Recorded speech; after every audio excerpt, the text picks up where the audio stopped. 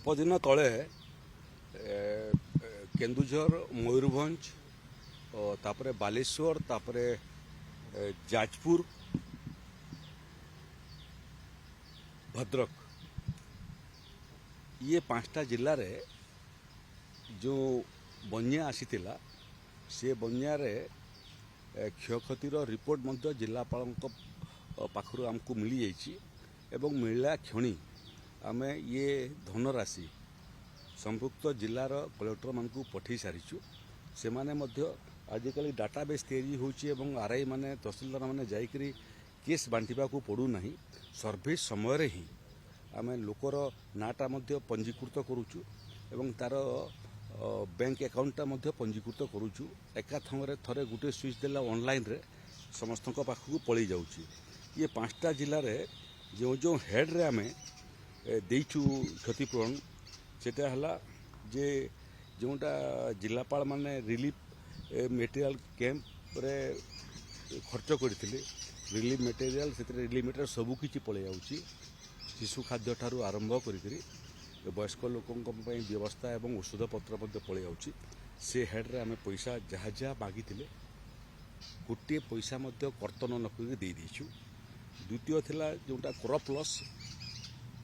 फसल नष्ट जोटा है चाष आरंभ होता तेणु तार क्षतिपूरण आम जिलापाल मान पठे देचु तार सांगरे सांगरे ये अंचल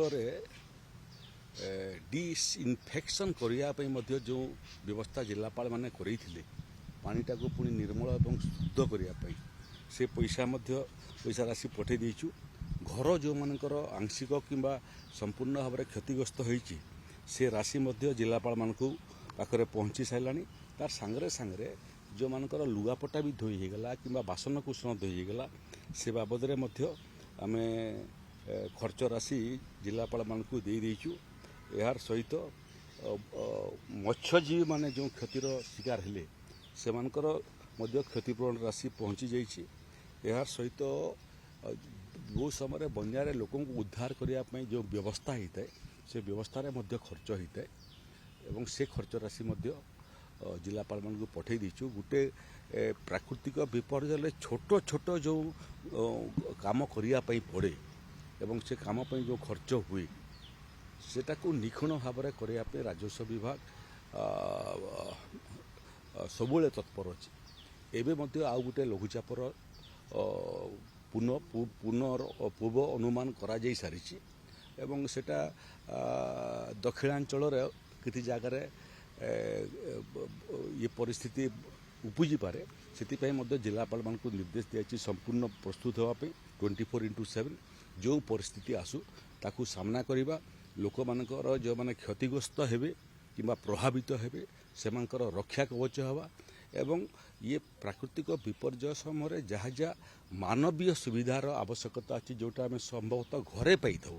से भाया व्यवस्था करने निर्देश दिया नहीं टोटाल